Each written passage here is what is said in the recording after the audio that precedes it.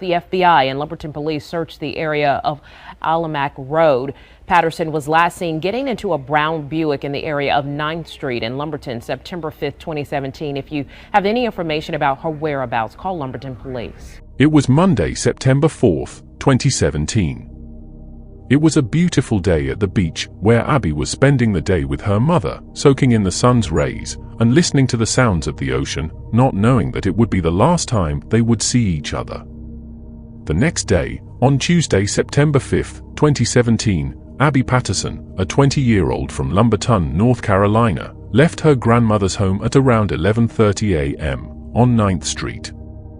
She texted her mother to let her know she was going out with some old friends and would return within an hour or so. Before leaving, Abby gave her grandmother a quick wave goodbye and then walked out the front door. Abby never returned. She was wearing a white shirt and brown shorts, standing 5 feet 7 inches tall and weighing 140 pounds. Abby walked down the street towards Englewood Avenue and got into a brown Bic sedan. Police identified and interviewed the car's driver, an acquaintance of Abby, who stated that Abby asked him to pick her up and give her a ride to another location. He said he dropped her off, but didn't know what happened after that. Police have not stated where that other location was. Abby's mother reported her missing around 6 p.m. that same day and was adamant that she wouldn't just voluntarily cut off all contact with her family. Abby had just moved from Jacksonville, Florida, a few weeks before moving to North Carolina to be closer to her family. Abby had been in a drug rehab facility while in Florida and was ready to start fresh back home. Abby's family had good reason to be worried for her safety. In the months leading up to Abby's disappearance, the bodies of 3 young women had been found just a few blocks away from where she was last seen. Could this be connected somehow? Could there be a serial killer on the loose? All 3 of the women were found naked and all had drugs in their system. Due to the state of decomposition, the medical examiner was unable to determine the exact cause of death. The Lumberton Police Department asked for help from the FBI, but they couldn't solve the case before Abby went missing. Some people believe that she may have been killed by the same person who had killed the previous 3 women. Police did recognize that there were some similarities, but weren't sure if it was related. In 2018, officials searched a pond located off Almanac Road in Lumberton as part of their ongoing search for Abby. Residents of Almanac Road said that they had seen numerous investigators combing through a wooded area around the pond, which was located near an abandoned house. Desperate for information about Abby, her family offered a $10,000 reward for any clues that led to her whereabouts. Friends and family members were hopeful that the offer of a reward would lead someone with information about the case to step forward and talk with investigators. Leaving her home here on East 9th Street a year ago today. Her mother, Samantha Lovett, says while this year has been extremely tough for the family, she continues to do everything she can to find her daughter. You know, it was hot that day, really hot. September 4th, 2017. A day at the beach captured by the last picture Samantha Lovett took with her 20-year-old daughter. It's one of those days you wish would never end. Looking back on it now, you know, it's just... You wish you'd have just soaked in the moment a little bit more than you did. Because the next day, September 5th, 2017, is the day Lovett saw Patterson for the last time. She just always said, "Don't worry, Mom, I'll be back in an hour." And I just trusted that. But Patterson never came back. And today, 1 year since she's disappeared, her family is reminded more than ever before. We've just been trying to get through the day and just remember that Abby would want us to be strong and wise and just continue on our day. Lovett says since her disappearance, the family has put out new posters and sent out dozens of Find Me Abby bracelets. Loving post about Patterson fills Lovett's Facebook page with a determination that one day her daughter will be found. Someone out there knows something. And I just need to find that person that's going to break their conscience and just tell us where she's at. Although some tips were received, none of them led to any solid developments in the case. Her mother, Samantha, refuses to give up the search for Abby, stating that this situation isn't something a parent could simply move on from. "You're at a standstill, and it's a living nightmare no mother should have to endure, not knowing where her child is. If you have any information at all to help bring Abby home to her family, please call the Lumberton Police Department at 910-671-3845. On May 30th, 2016, Liliana Moreno and her 8-year-old daughter, Daniela, went missing, a case that has left people questioning to this day. The desperate search for a mother and her young daughter continues, but the case, it just keeps getting more complicated. The disappearance of Daniela Moreno and her mother, Liliana, who have not been seen in more than a week. A missing mother and daughter. Under suspicious circumstances. Since anyone has heard from desperate search. The two were seen. Haunted Miami-Dade detectives.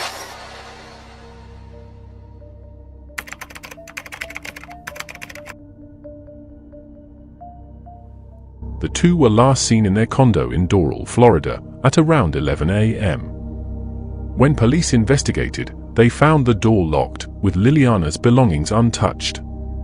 The case remains unsolved, leaving everyone without answers.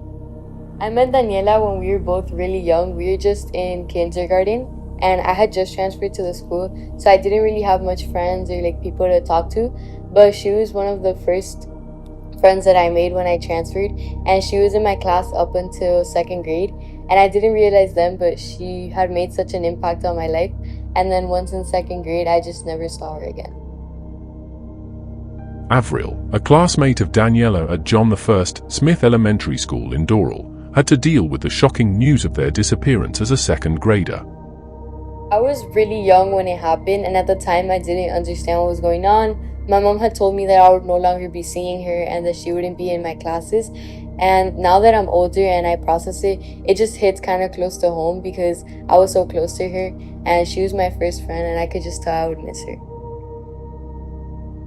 Now that I'm older, I just think about what could have happened to her and her mom, and I just hope that they're still out there and in a safe place. However, this case is not entirely a mystery. Police considered Gustavo Castano, Daniela's father, a person of interest. Gustavo had initially wanted nothing to do with Daniela or her mother until years after she was born. Paula Martinez and her father, Luis Martinez, who were very close friends of Liliana, shared their thoughts on what might have happened. My first reaction of when I heard about the disappearance was that I was very devastated, obviously, because I was about 13 or 14 at the time, so it was very new, the whole that type of scenario. So it was just weird to hear about it, and my dad was really, really close to her, so he was very devastated when he told me. So obviously it impacted me because I had never seen my dad in that type of state of mind. To help find them, there was a lot of stuff posted on Facebook and stuff. The police were trying to, but I don't think they did too much work, honestly, towards the case. There was a lot of search groups that my dad and his friends conducted to see, because the last place they were seen was on the turnpike and stuff, so they were trying to figure out maybe she was around there, in one of those little forests near there. So yeah, they've been looking a lot, but since a couple years now they haven't done anything. It was just only that year. Although Gustavo was the main suspect, the case has yet to be solved. Information revealed that Gustavo allegedly dropped Liliana and Daniela off on the road following an argument. He claimed that was the last time he saw them. When the police were informed of the disappearance, they pursued Gustavo, only to find that he had attempted suicide. The police had to use a taser on him to get him to cooperate. He was then taken to the hospital. The reasons for his suicide attempt remain unclear, but it is believed to be connected to the case. My thoughts on Gustavo and what he had to do with the case. I personally do think he was the one that had something to do with the disappearance. There was a lot of evidence found against him, pointing to him. So I don't know why they didn't look into him and all that stuff. My family and I personally were never close to him, and we thought he was shady because he did have a lot of problems with Liliana. He did threaten her a lot. We've been there. We've seen the text messages of him being very violent towards her. So I personally do think that he has something to do, but I don't think he was a good dad or anything like that to Daniela. With no answers found, Paula Martinez's father, along with Liliana's siblings and other close friends, conducted multiple search efforts, hoping to solve the mystery. Fui o soy muy amigo de Liliana Moreno y Daniela. El día de hoy todavía no sabemos nada sobre ella. Me enteré del caso, bueno, el caso no, cuando me enteré que me llamaron de Colombia, que sus hermanas, que no se veía nada de Liliana, fui inmediatamente al apartamento, tocamos y nada que aparecía, el carro estaba ahí. Y nada, llamamos a la policía, abrieron la puerta, la rompieron cuando entramos.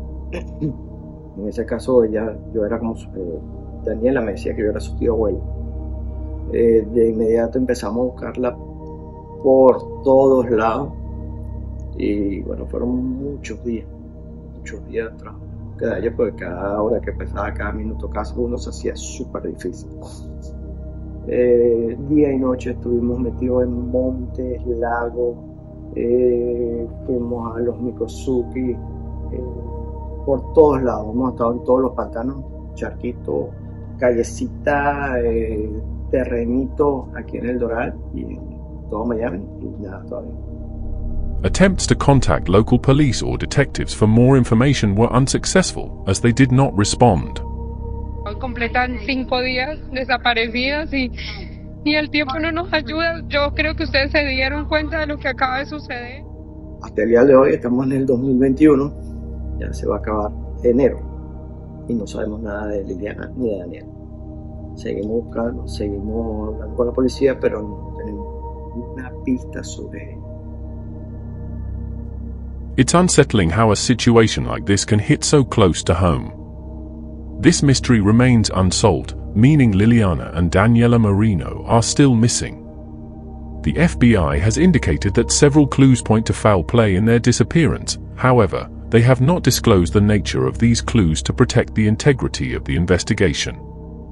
Emphasizing the situation's urgency, the FBI continues to stress the $25,000 reward, hoping it will encourage anyone with information to come forward. As billboards continue to capture the public's attention, investigators and the Moreno family remain hopeful that this renewed effort will yield the breakthrough they desperately need.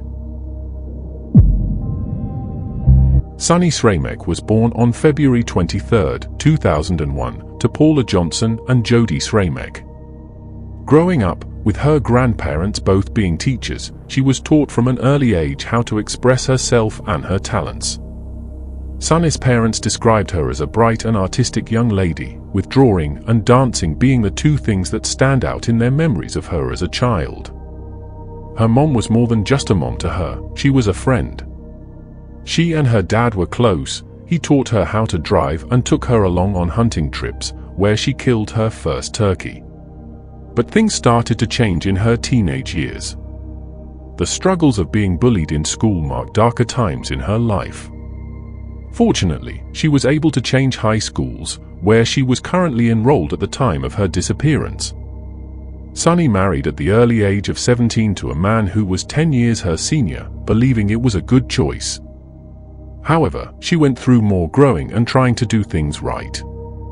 At the time of her disappearance, she was living with her mother. Sramek disappeared from Trenton, Nebraska, on April 20, 2019.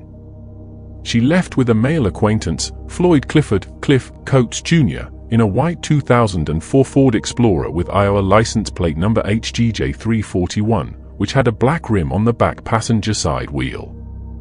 They were allegedly en route to Omaha, Nebraska, 300 miles away, to pick up Coates' niece. Sramek called her mother from a borrowed phone at 12:45 p.m., saying she was in Holdrege, Nebraska. She didn't indicate that anything was wrong. Her family never heard from her again. Coates has told multiple stories about Sramek's disappearance. According to one of his accounts, they went to the Prairie Flower Casino in Carter Lake, Iowa, between 9 p.m. and midnight, where he went inside the casino. Sramek couldn't go with him because she was underage. The minimum age for casino gambling in Iowa is 21. He said when he returned to the vehicle, Sramek was gone. He claimed he looked around the area for her but couldn't find her, so he simply left without informing police or anyone else that she was missing. Later, Coates changed his story, saying Shch disappeared when they stopped at an unspecified Omaha gas station to refuel. He said he went inside to pay for the gas, and when he came back, she was gone. As with his casino story, Coates said he left without informing anyone that Shch was missing. A photo of Coates is posted with this case summary. It's worth noting he has an extensive record with convictions in Kansas, Iowa, and Nebraska for drug and weapons-related offenses, battery, false imprisonment, theft, and other crimes. In May 2024, Coates and another man, Dennis Lawson, who has been in prison since 2021, were charged with evidence tampering and physically intimidating another person. Coates was also charged with conspiracy to distribute a controlled substance, possession of a firearm in furtherance of a drug trafficking crime, possession of ammunition by a felon and a drug user, and as an armed career criminal. The weapons charges stem from items found while police were executing search warrants on Coates's home and vehicle in connection with Shch's disappearance. They found ammunition in Coates's closet, along with a handgun and 2 loaded magazines inside a safe in one of Coates's vehicles. Due to his criminal history, he is prohibited from possessing guns or ammunition. The indictment states Coates and Lawson altered, destroyed, mutilated, and concealed objects to impair their integrity and availability for use in an official proceeding. However, the court documents do not specify whether this evidence tampering and witness intimidation are related to Shch's disappearance. At the time of her disappearance, Shch was living with her mother and working on getting her GED. She was separated from her husband, who is not believed to have been involved in her disappearance. Shch has never been heard from again. The circumstances of her disappearance are unclear, but her family believes she met with foul play. Floyd Clifford Coates Jr., the last seen acquaintance of Sonny Shch, was caught with various illegal items, raising many assumptions and speculations about his involvement. Many people believe he may have sold her into trafficking or that something terrible happened, and he hid her body somewhere unknown. These are theories that are not confirmed, and Coates is presumed innocent. Coates has a troubled and lengthy criminal history. In Kansas and Nebraska, he has criminal records for the possession and sale of drugs, false imprisonment, theft, possession of a deadly weapon, and carrying a concealed weapon. It is still unclear what relationship Coates had with Sonny. However, Sonny Shch, who also goes by Sonny J. Straub, is a white Caucasian female with brown hair and blue eyes. She is 5 feet 7 inches tall and weighs an estimated 183 pounds. She has a feather tattooed with the word FLY on her left shoulder and a tribal sun in red ink on her right ankle. Shch has many scars on her body, including a square or rectangular scar on her right shoulder and a relatively small square-shaped scar in the middle of her upper forehead. There are also numerous scars on her knee, ankles, face, left hand, thumb, forefinger, and arms. Some scars resulted from injuries such as a bike accident and chicken pox early in her life.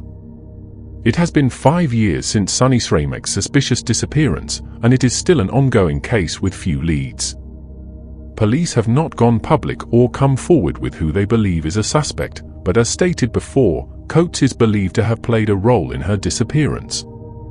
Sonny's family continues to spread awareness and hope for answers. Every day is a mystery and hope lessons. If you have heard or seen anything regarding Sonny Shch, please get in touch with the FBI's Omaha Division at 402-493-8688. Maria del Carmen Lopez, an American citizen, was kidnapped from her home in Colima, Mexico. Her family has been pleading with U.S. President Biden and Mexican President Andrés Manuel López Obrador to help bring the 63-year-old great-grandmother home safely. An American woman with ties to Southern California has been kidnapped in Mexico. The FBI now offering a $20,000 reward for information that leads to finding her. 63-year-old Maria del Carmen Lopez was abducted from her home in Pueblo Nuevo in the Mexican state of Colima last month. Several men reportedly forced her into a van, but so far there are no arrests. The FBI told the LA Times Lopez has family in both LA and Riverside counties and has lived here before. The FBI also said so far there is no evidence that it was a drug-related kidnapping. Lopez was abducted on February 9th, and her family has received no meaningful updates from authorities in recent weeks. Although the kidnappers initially communicated with the family, contact ceased nearly 9 weeks ago. During a news conference in the West Adams neighborhood, the family made an emotional plea for her safe return, hoping to draw more attention to the case, which they fear has gone cold. "Do not let my mother's voice fade into darkness," said her daughter, Zonia Lopez, standing next to a portrait of her mother. "Bring her home." On the day of her kidnapping, Lopez had stopped at a local store to chat with employees before returning home to water her plants, according to her son, Jose Luis Lopez. Neighbors reported seeing a van speed down her street and stop in front of her home. In this rural town of Pueblo Nuevo, where Lopez's home is the only place with a Wi-Fi signal, people often gather around. Witnesses described seeing 3 men in hoods jump out of the vehicle, grab Lopez, and heard her shout, "Please stop." She struggled to escape and fell to the ground, but the men picked her up, forced her into the van, and sped off, her family said. Lopez's family immediately contacted U.S. authorities and were connected with the FBI. Mexican federal police also responded to the scene, but since then, updates from investigators have been scarce. The day after the abduction, the kidnappers contacted the family, demanding a ransom they couldn't afford, said Zonia Lopez. They forced Lopez to record a message, which was played for her family over the phone. Her voice was filled with desperation as she called out for her children, Zonia recounted. "She's pleading for her life," she said, her voice breaking. "She's saying, 'Please, hurry up quickly. Give them what they want. My life depends on it.'" Born in Colima, Lopez left for the United States when she was 17. She raised 7 children in Maywood, California, and holds dual citizenship in the US and Mexico. About 10 years ago, she returned to her hometown of Pueblo Nuevo. During Wednesday's news conference, her family wore T-shirts with her portrait and encouraged people to visit justiceforcarmen.com for more information. An FBI spokesperson from the Los Angeles office confirmed that the investigation is ongoing, and they continue to work with Mexican authorities. The FBI is offering a $20,000 reward for information leading to Lopez. Lopez's family believes she was targeted because she is an American citizen living in a rural town. The last time Lopez visited California, she stayed with her son in Riverside County, where he urged her to move back to the United States. He offered her a place in his home to be closer to her grandchildren. Lopez has 19 grandchildren and 2 great-grandchildren. On the day of her abduction, she had a typical conversation with her son, Lopez Jr., over the phone. "It was just an everyday conversation," he said. She planned to tend to her colorful garden, including a lemon tree and dragon fruit, as well as care for her chickens. Christina Ace was born on April 26, 1962, in Argentina. She was known for her kind and positive nature, always seeing the best in people. After completing her secondary education, Christina earned a degree in biochemistry. In the mid-2000s, she moved to the United States. Her first job in the US was as a cook at a nursing home, but she soon transitioned to working in medical records. During this time, she continued her education, ultimately earning a bachelor's degree in nursing followed by a Doctor of Medical Science degree. By 2024, 61-year-old Christina had become the director of nursing at Roslyn Care Center in Beslan, Oregon. She was married to Annabelle Diaz, and they lived together in an apartment in Vancouver, Washington. Christina seemed to be enjoying the best years of her life. On the morning of March 26, 2024, Christina left for work at 6:30 a.m., as usual, bidding farewell to her husband. For minutes later, she sent a text to her co-workers Amy and Nicole's mother, who also worked at the care center, saying she would be about 20 minutes late. However, by 8:30 a.m., there was still no sign of Christina at work. Concerned, her co-workers tried calling and texting her, but received no response. They then informed Christina's boss, who called Annabelle. Surprised to hear that Christina had said she would be late, Annabelle reported her missing. Shortly afterward, two of her co-workers found Christina's 2013 dark grey Toyota RAV4 parked just 150 feet from her apartment complex. Inside the car, investigators found duct tape and a white powdery residue, which appeared to be a cleaning agent, covering several surfaces. The rearview mirror was out of its normal position as if it had been hit. Missing from the vehicle were Christina's cell phone and purse. At around 10 a.m., Christina's phone pinged about 10 to 12 miles south of her apartment, near Southeast Flavel Street and Southeast 92nd Avenue, an area close to Glenwood Park. It's believed that Christina had visited this area multiple times in the past, as it was on her way to work. After this ping, her phone was likely turned off. Investigators noted that she had previously told her employer she would be 20 minutes late on February 27th, March 1st, and March 5th, suggesting a pattern.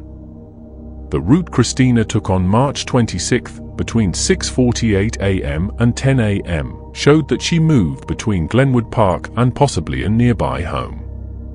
The fact that her vehicle reappeared near her apartment complex suggests that if foul play was involved, the suspect likely knew where she lived. Questions remain about what happened to Christina. Was she carjacked while at the park? If so, why was she there? Or is her disappearance linked to someone closer to home? Despite these questions, as of July 2024, Christina has not been found, and her case remains unsolved. James Martin Roberts was born on August 19, 1996, to parents John and Kimberly. Known for being kind, loving, and respectful, Martin was passionate about sports during his school years. He played baseball and football, but primarily focused on soccer, even becoming the captain of his high school soccer team. After high school, he enrolled at Appalachian State University in Boone, North Carolina, aiming to earn a business degree. However, Martin's promising future took a sudden turn during his sophomore year. In the spring of 2016, Martin got a job as a dishwasher at the Daniel Boone Inn. He called his dad on Monday, April 18, 2016, excited about receiving his first paycheck, and promised to call back on Tuesday or Wednesday to share the amount. Sadly, that call never came. On the evening of Tuesday, April 19, 2016, Martin went to the Klondike bar with his fraternity brothers to play trivia. The next day, he did not call his dad as expected. It was known that Martin was not great with cell phones, often breaking them due to the lack of a protective case, and he was unreliable in responding to texts. Despite not calling his dad on Wednesday, April 20th, his roommate saw him that day. The following morning, around 10:30 a.m., Martin had breakfast at their apartment and told his roommates he was heading to the library. He packed a water bottle in his backpack and left, and that was the last time they saw him. Around lunchtime, Martin ran into his cousin, who also attended the university. They walked together to the local free bus, Apple Cart. Martin mentioned his plans for the next semester and said he was heading to his fraternity house. After the bus arrived, they parted ways. Later that afternoon, around 4 p.m., two of his fraternity brothers went to his apartment to check on him because he had unexpectedly dropped out of the fraternity chat group the day before. They found it odd and wanted to know why, but Martin was not home. They tried texting him, but he did not respond. On the morning of Friday, April 22, 2016, Martin's father called the landlord and asked him to check on Martin. The landlord contacted Martin's roommates, who checked his room but found no sign of him.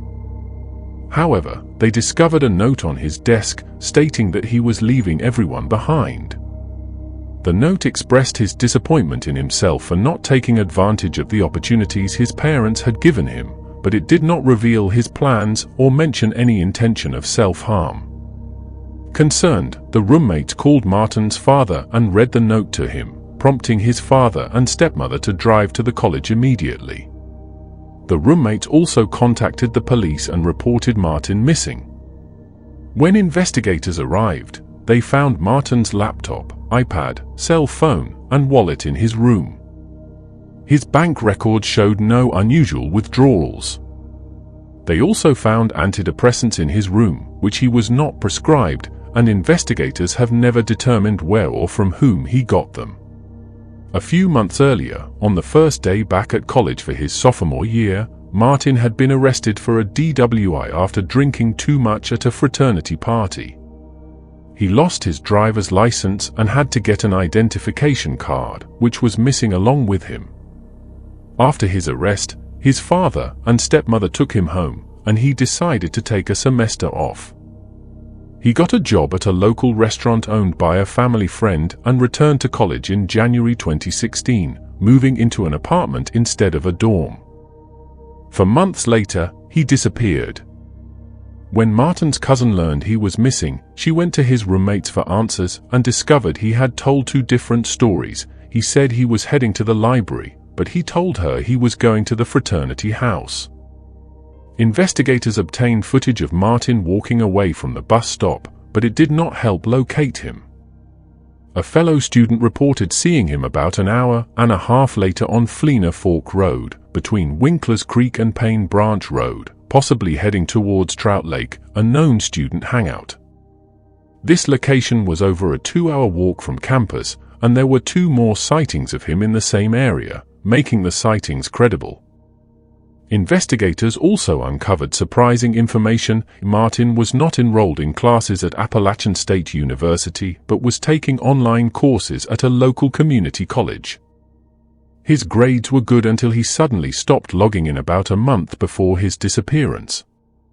He had also told his family he was working multiple jobs, but none of the places he applied to had hired him, including the Daniel Boone Inn. What happened to Martin remains a mystery. Did he go for a hike and get lost? Did he catch a ride with the wrong person? Or did he start a new life in a beach town, which he was known to love? Sadly, it has been over 8 years since he was last seen, and as of July 2024, Martin Roberts remains missing. Preston Chase Peaks was born on July 13, 1990, and unfortunately grew up in a household where his parents were addicted to drugs.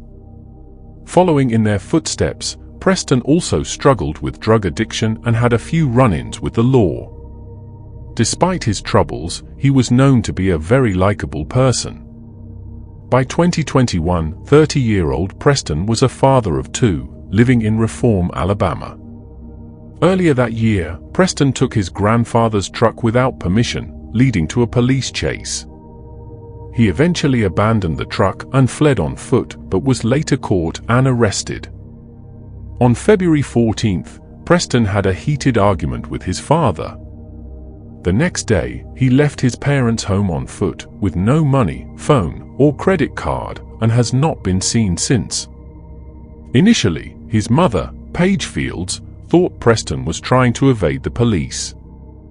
However, after a couple of weeks without any contact, she reported him missing, as he had never gone more than a week without reaching out to her. The police did not take his disappearance seriously, forcing his family to conduct their searches. They scoured multiple properties and enlisted cadaver dogs from the Polyclaws Foundation, but found nothing. Eventually, a man named Rusty Speed became a suspect. Allegedly, Rusty murdered Preston over drugs and then burned down the house he was living in, just before going to jail on unrelated charges. Rusty was charged with arson, but investigators never searched the site for clues related to Preston's disappearance. Some believe Preston was murdered inside the home, which is why Rusty allegedly burned it down. The wife of one of Preston's friends even told Preston's mother that her husband had killed him and hidden the body, but she refused to go to the police with the information. There is now a $6,000 reward for any information leading to Preston's whereabouts, dead or alive. Sadly, as of July 2024, Preston has never been found, and the case remains unsolved. Cecilia Elizabeth Nual, a 32-year-old expectant mother, was last seen by her husband, Alfredo Nual, on September 20, 1994. Cecilia and Alfredo had been together for 2 years before marrying, and Cecilia was 8 months pregnant when she vanished. On the day of her disappearance, Cecilia was writing thank you notes for her baby shower gifts when Alfredo left for his afternoon shift as a nurse's aide. Alfredo called Cecilia about 2.5 hours into his shift, but she didn't answer. Initially, he wasn't too concerned, thinking she might be visiting friends or family. However, as evening approached and Cecilia still hadn't responded to his calls, Alfredo grew worried and decided to leave work early to check on her.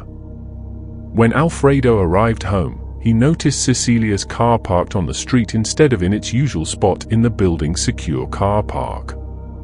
Inside their apartment, Cecilia and her 6-year-old son from a previous marriage, René Perez Jr., were missing. There were no signs of a struggle or a break-in, and it seemed like they had vanished into thin air. Their belongings, including René's necessary glasses, were still in the apartment. In Cecilia's Jeep, Alfredo found a goodbye greeting card signed by Cecilia, along with her wedding and engagement rings on the passenger seat. The card provided no helpful information about her whereabouts. Alarmed, Alfredo contacted Cecilia's friend, Kevin Annabelle, but Kevin had no information about her and found Alfredo unusually calm during the call. However, the next day, Cecilia's worried relatives contacted the Lapt. Detective Alex Valdez noted Alfredo's lack of concern over the phone. 2 days after Cecilia's disappearance, Alfredo received a letter postmarked from Venice, California.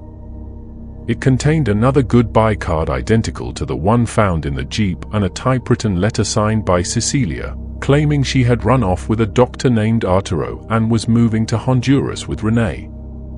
The letter suggested that the unborn baby might be Arturo's child, but Alfredo and Cecilia's friends believed the letter wasn't written by her. It was believed by detectives that a third party was involved. 6 months before she disappeared, Cecilia received a call from a woman claiming to have footage of Alfredo kissing another woman at a baby shower. The woman wanted to show Cecilia the footage, but the follow-up call never came. A few weeks before she vanished, another woman, claiming to be Alfredo's co-worker, contacted Cecilia about a surprise baby shower and baby furniture. Cecilia agreed to meet this woman on the day she disappeared. Investigators later discovered that no such baby shower was planned, and the woman wasn't a colleague of Alfredo's. However, Detective Valdez suspected Alfredo might know more about Cecilia's disappearance than he admitted, although Alfredo has consistently maintained his innocence, believing his wife left voluntarily. Friends of Cecilia noted that there were no apparent problems in their marriage and that Cecilia wouldn't leave without warning. Cecilia Nual, born Cecilia Amaya in El Salvador, is a Hispanic female with black hair, brown eyes, and pierced ears, standing between 4 feet 11 inches and 5 feet 0 inches tall. She was 8 months pregnant when last seen.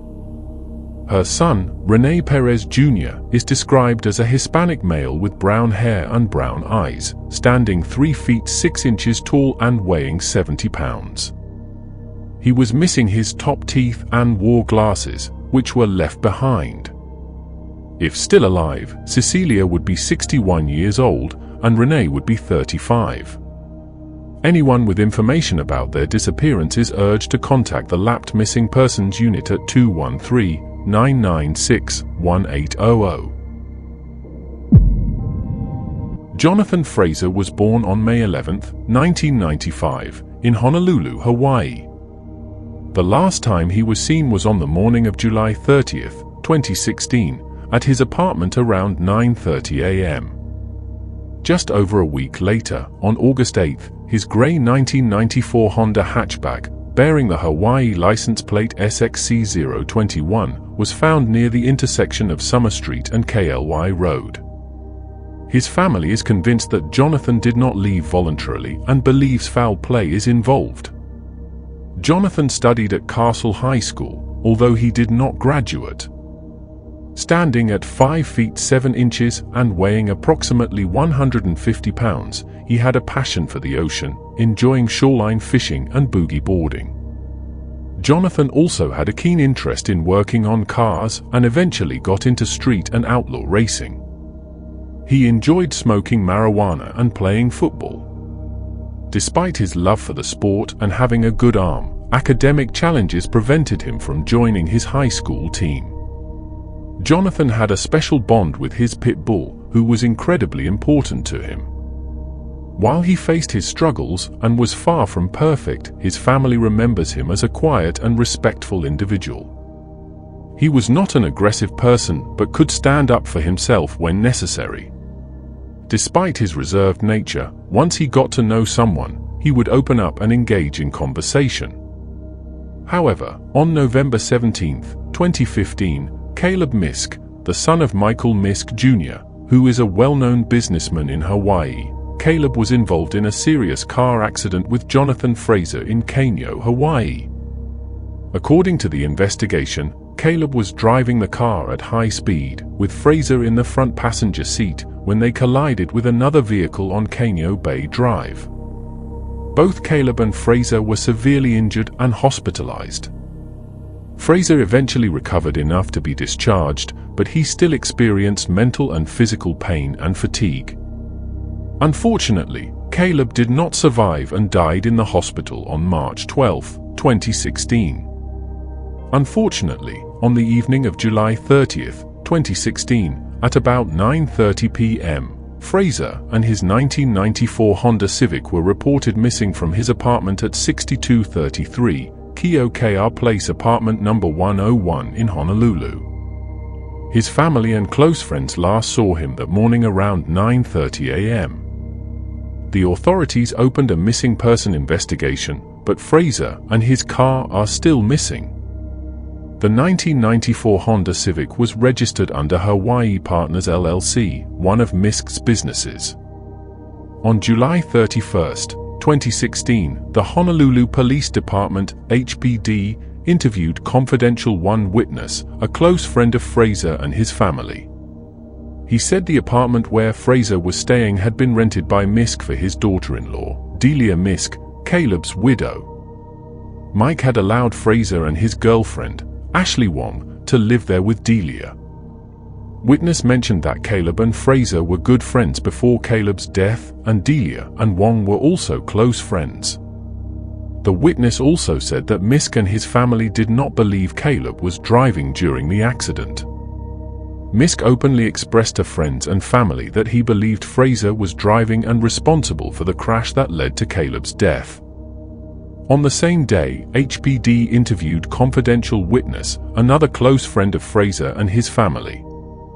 He said that during hospital visits, Misk openly blamed Fraser for the accident. Misk and his family even forbade Fraser from attending Caleb's funeral, believing he was responsible. However, after the funeral, Misk visited Fraser's family and blamed the hospital for Caleb's death.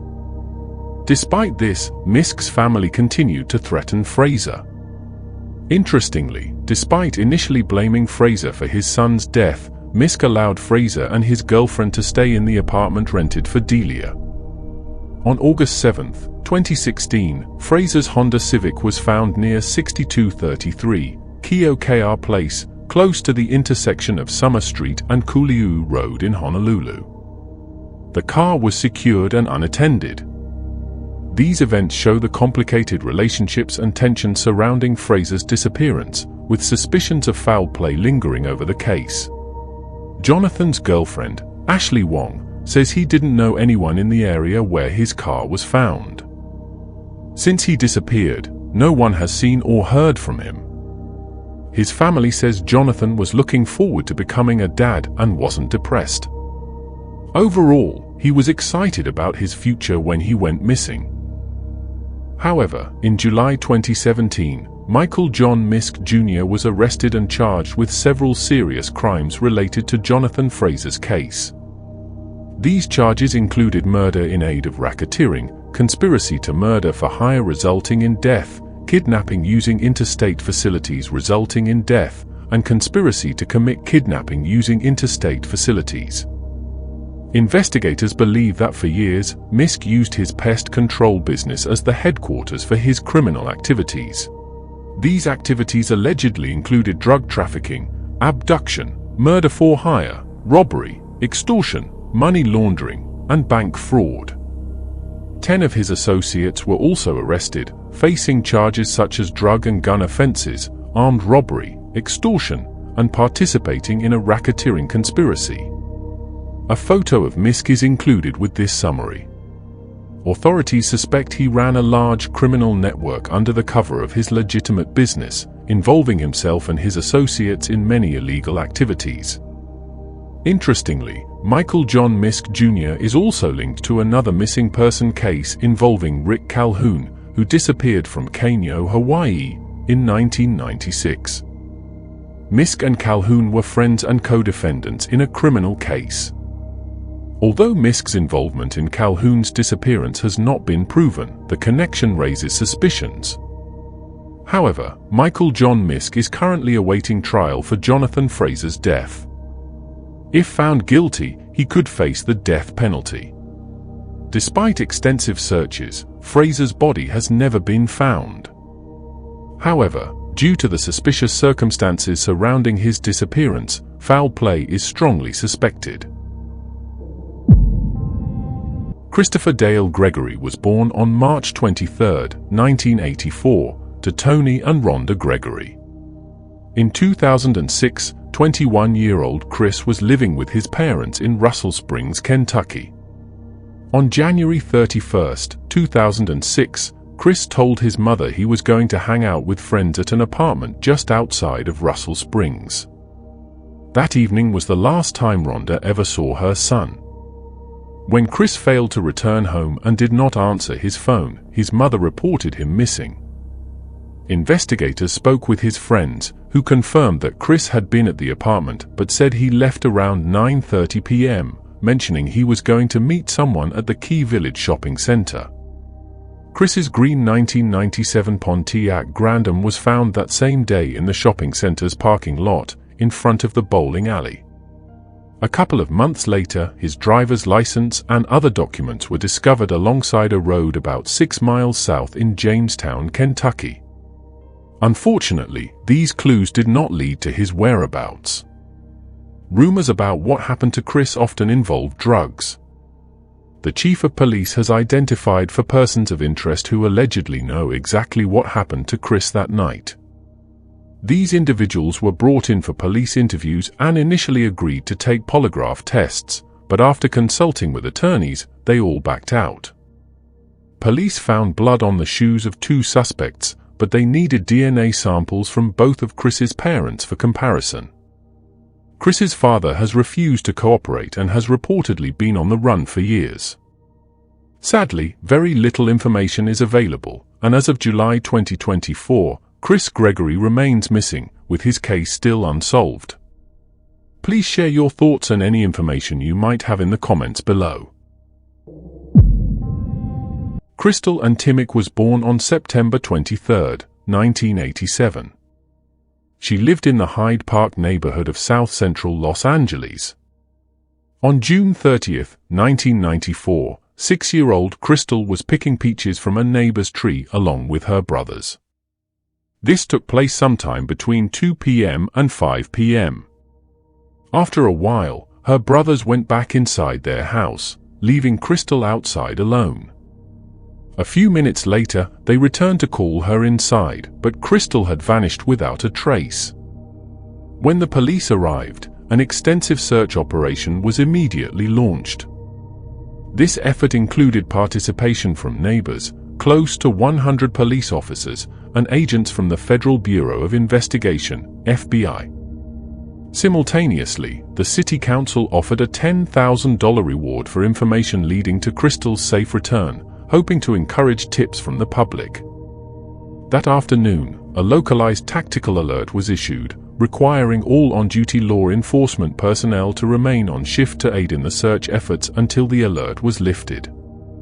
The search persisted through the night, with officers and community members working tirelessly to find Crystal.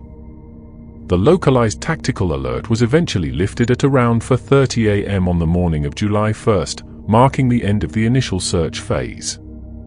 Unfortunately, detailed information about the search efforts from the remainder of 1994 through 1995 is scarce. In March 1996, about 9 months after Crystal's disappearance, a new reward of $25,000 was announced in hopes of encouraging someone to come forward with crucial information. Sadly, this reward offer expired on May 5, 1996, as it went unclaimed, as stipulated in the March announcement.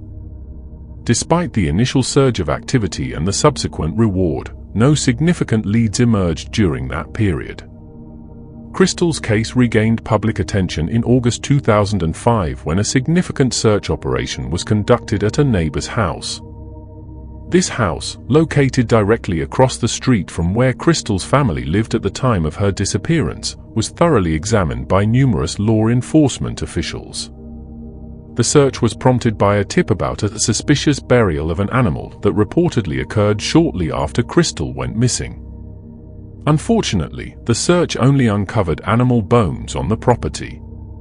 Today, law enforcement officials remain committed to finding Crystal and keeping her case in the public eye. Crystal's family continues their relentless search for their loved one. A $10,000 reward is still being offered for any information leading to Crystal's return or to the arrest and conviction of those responsible for her disappearance. When Crystal and Timi disappeared in 1994, she was 6 years old, standing 4 feet tall and weighing 60 pounds. She had blonde hair and hazel eyes. Crystal was last seen wearing a pink t-shirt, floral print shorts, and white tennis shoes featuring The Little Mermaid. If alive today, Crystal would be 34 years old and has tragically been missing for nearly 28 years. If you have any information about her disappearance, please contact the National Center for Missing and Exploited Children, the FBI, or the Los Angeles Police Department at 213-485-4175 or your local FBI office. Janina Vasquez's life was marked by challenges, and her untimely death remained shrouded in mystery. The 27-year-old, from Overland Park, Missouri, suffered from a seizure disorder and chronic pain due to a previous traffic accident.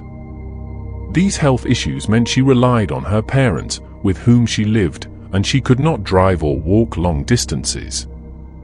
On February 11, 2015, Janina texted her parents, informing them she was going out for the night with friends Alan and Nicole.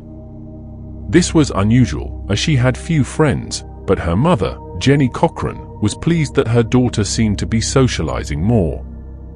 Unfortunately, that text was the last communication Janina's family received from her while she was alive. 8 days later, Janina's body was discovered at the bottom of a 25-foot well in an enclosed section of Richard Barkley Riverfront Park. Her death was ruled an accident by the police, but numerous inconsistencies suggest otherwise. The day after she went missing, Jenny Cochran reported Janina's disappearance to the police. Investigators traced Janina's cell phone to an intersection in downtown Kansas City, Missouri, an area she rarely visited. Surveillance footage captured her leaving the Isle of Capri casino alone at 7:40 p.m. on February 12, getting into a red car, 1.5 miles from the last cell phone ping. This same red vehicle was spotted 3 hours later near the park where her body was found. Given Janina's physical limitations, it seems improbable that she could have navigated the obstacles to reach the well. She would have needed to climb a high fence and lift a heavy door. Her injuries included severe head trauma and broken wrists, which aligned with a heavy fall. Her bra, underwear, socks, and the bag she was last seen carrying were missing. Her phone was found in one boot and her identification in the other. Adding to the mystery, police disclosed months later that Janina had made a 911 call on February 12. The call was poor in quality, making it impossible to understand her words, but it was traced to a local park. Despite searching the area, police found nothing at the time. The official ruling of an accidental death raises more questions than it answers.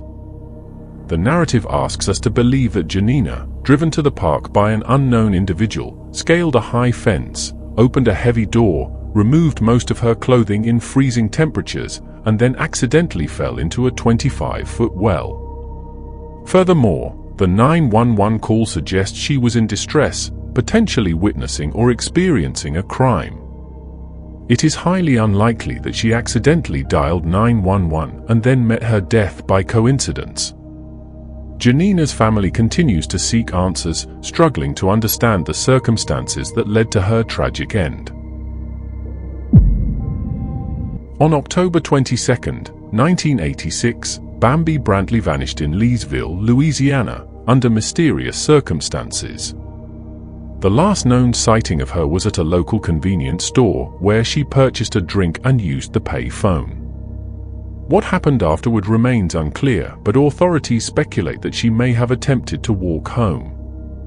In 1986, Bambi left her hometown of Bartlett, Tennessee, after a difficult breakup, seeking a fresh start. She moved to Leesville to live with her older brother, Rody, who was 38 years old at the time. Rody had lived in Leesville for many years and was happy to have Bambi join him at the Twin Pines trailer park. For Bambi, who had spent her entire life in Tennessee, this move marked a significant change. Seeking some comfort in this unfamiliar place, Bambi decided that living with her brother would help her adjust. Bambi quickly adapted to her new life in Louisiana, thanks to her friendly and outgoing nature. She made new friends, found a job at Pines Chrysler, a local car dealership, and even began dating someone from the area. She enjoyed going out to nightclubs with her friends and seemed genuinely happy with her new life. However, one October night in 1986, Bambi felt restless. Her brother was out, leaving her alone in their trailer, which had neither a phone nor a car. Bored and eager to get out, Bambi decided to walk to a nearby convenience store around 10 p.m. She visited Super Sam's, where she bought a soda and used the store's phone to call the Pit Grill, a bar where her brother was. Bambi asked the person who answered the phone to let Rody know she needed the car to visit her boyfriend. The employee agreed and relayed the message.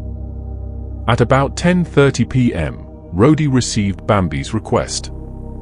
Not ready to leave the bar yet, he asked a friend to accompany him home so that he could drop off the car for Bambi and then return to the bar with his friend.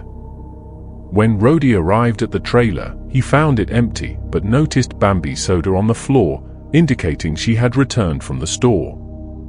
Assuming she had gone to a neighbor's and would be back soon, Rody left the car keys and returned to the bar.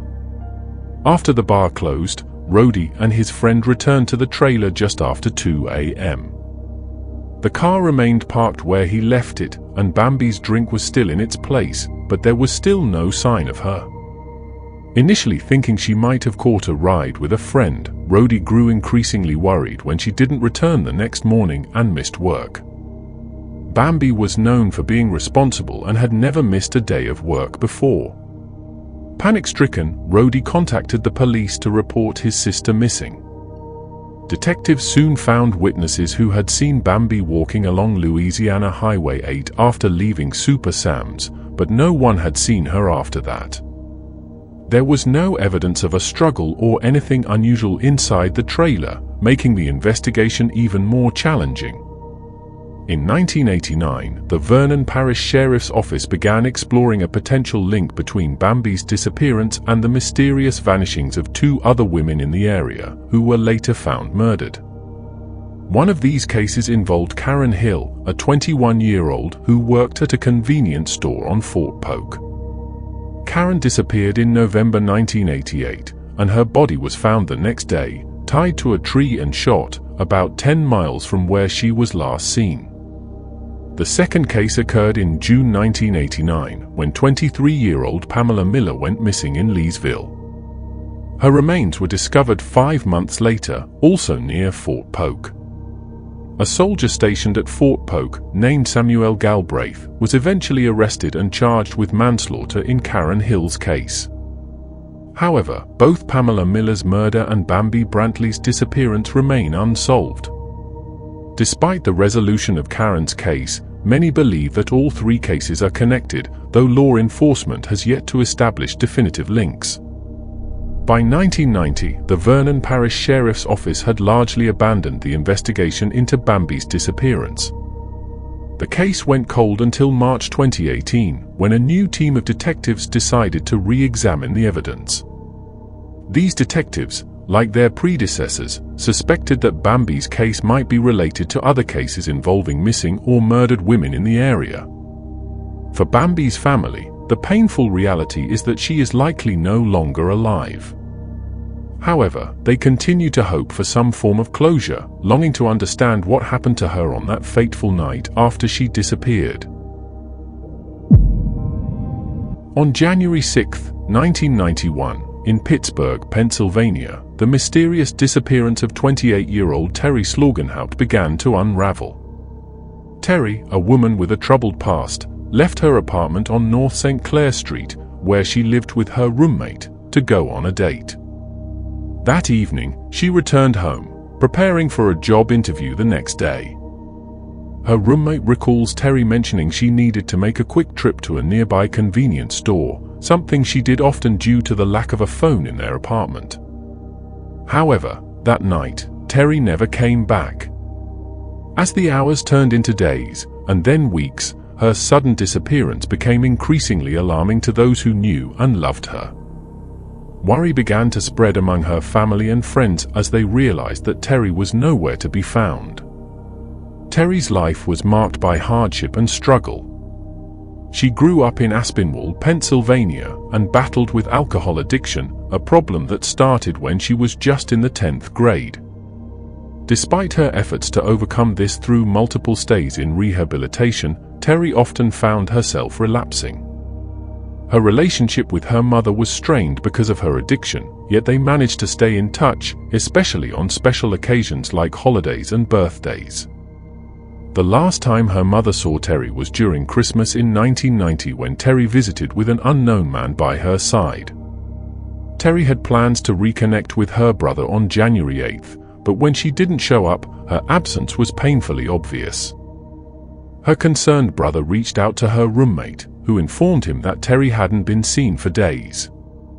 This prompted the involvement of the authorities, who suspected that foul play might be involved.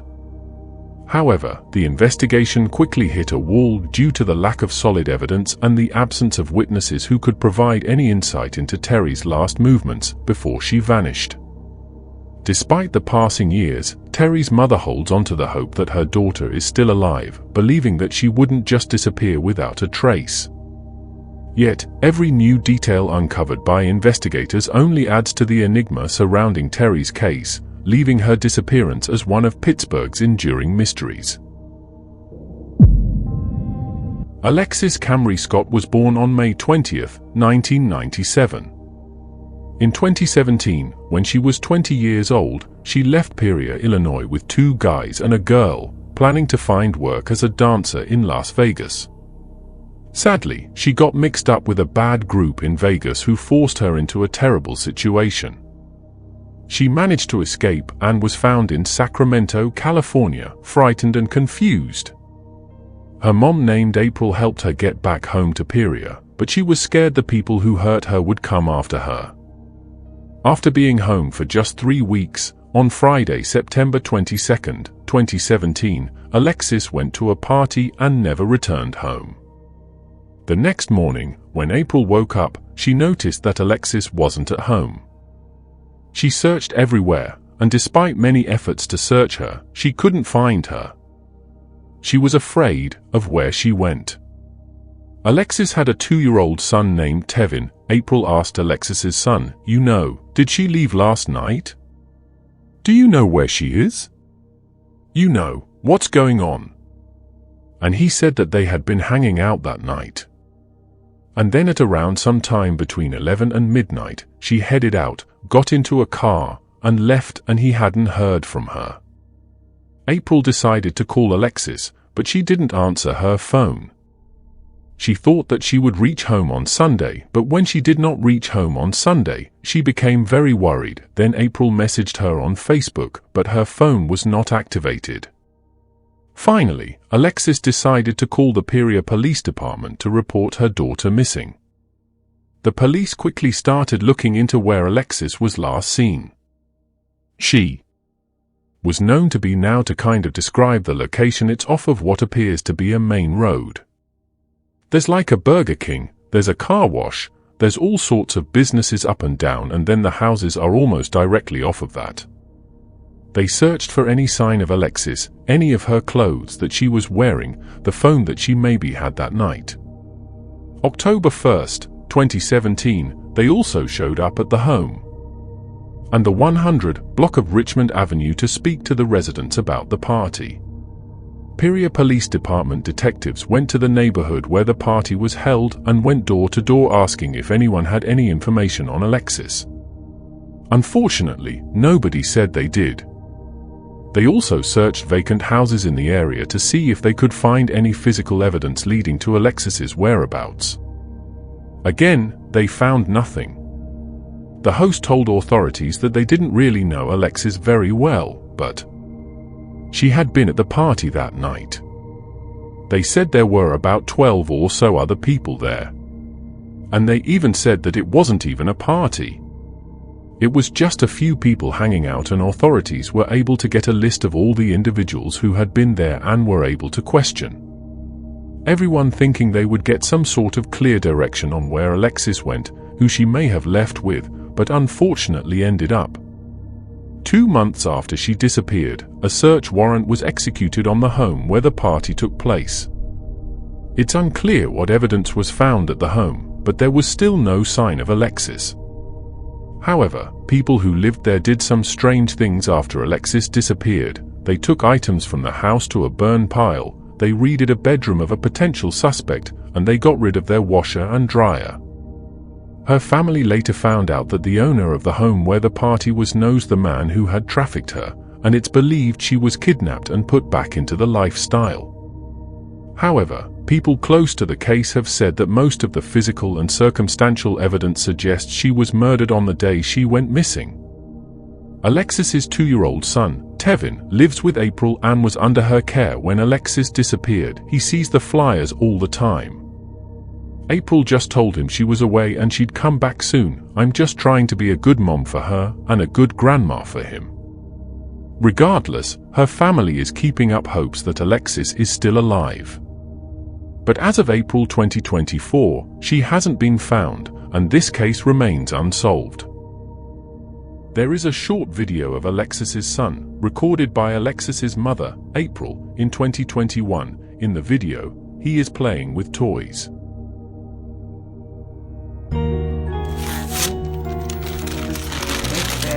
What is that? It's a book bag for you.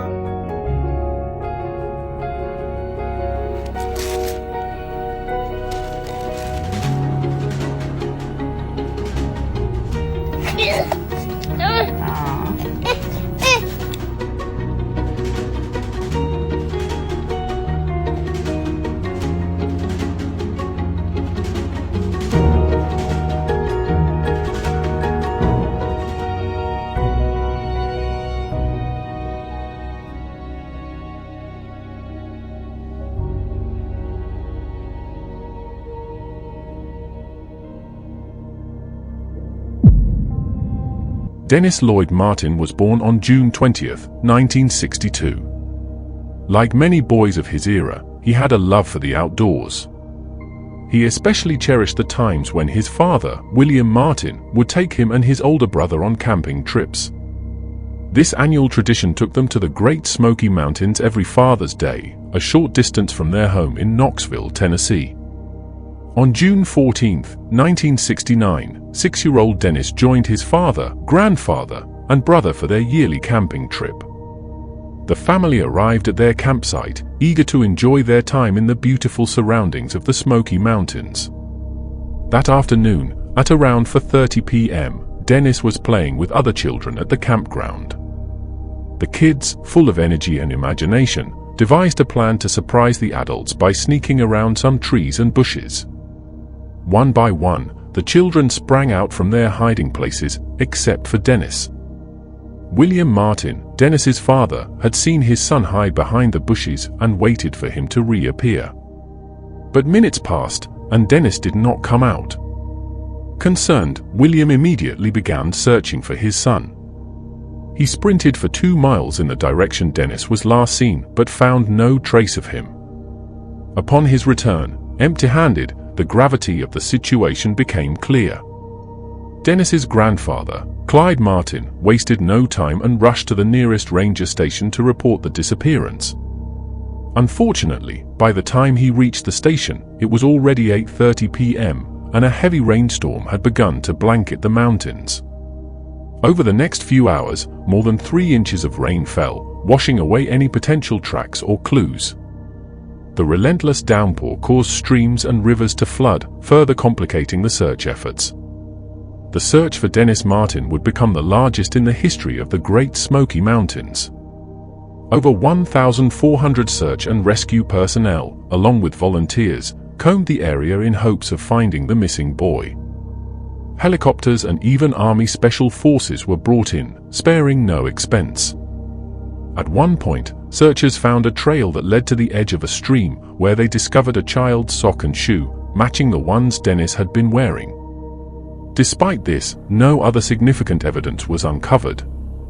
The search continued until September 14, 1969. William Martin offered a $5,000 reward, equivalent to about $35,000 today, for any information that could lead to Dennis's discovery. Sadly, this incentive did not yield any new leads. Years later, a new clue emerged. An illegal ginseng hunter claimed he had stumbled upon skeletal remains that appeared to be those of a child. However, fearing legal repercussions for his ginseng hunting, the man did not report his find until 1985.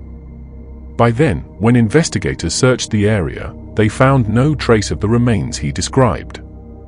In retrospect, the sheer scale of the search might have hindered the chances of finding Dennis. The overwhelming number of searchers and vehicles created significant logistical challenges, leading to disorganization. As search teams and equipment moved through the area, any potential evidence could have been unintentionally destroyed. This chaotic response led the National Park Service and other search and rescue organizations to overhaul their protocols, implementing more structured and systematic methods still in use today. While the search for Dennis Martin did not have a happy ending, it did lead to important changes that have since helped in the successful retrieval of countless missing persons. Dennis's disappearance remains a tragic mystery, but his story has contributed to the improvement of search and rescue operations, ensuring that others might not suffer the same fate. Johnny Gorsh's disappearance is one of the most puzzling missing person cases. The oddity doesn't lie solely in the circumstances of his vanishing, but rather in the claims made by his mother, Noreen, in the years that followed. Before delving into the validity of her claims, it's crucial to understand the foundational facts of this event, which is likely a crime. Johnny Gorsh was described by those who knew him as an all-American boy. He developed an interest in a dirt bike, so he asked his parents, Noreen and John Sr., what he needed to do to get it. His parents saw this as an ideal opportunity to teach Johnny responsibility and money management, skills that would benefit him as he grew older. John and Noreen decided that if Johnny wanted the dirt bike, he would have to make the money himself. The perfect opportunity came when the Des Moines Register, the local newspaper, needed paperboys to deliver the morning news. Noreen described Johnny as a little businessman, dedicated to saving up for the bike. Every Sunday morning, Johnny would wake his father before dawn, and together they would set off with a wagon full of newspapers, delivering them around their neighborhood. But things changed for the Gorsh family on September 5, 1982. It was a typical Sunday morning in Des Moines, Iowa, with nothing out of the ordinary, no dark clouds, no ominous phone calls, and no sinister figures lurking. However, a decision that day would shatter every hope and dream that John and Noreen had for their son and their family.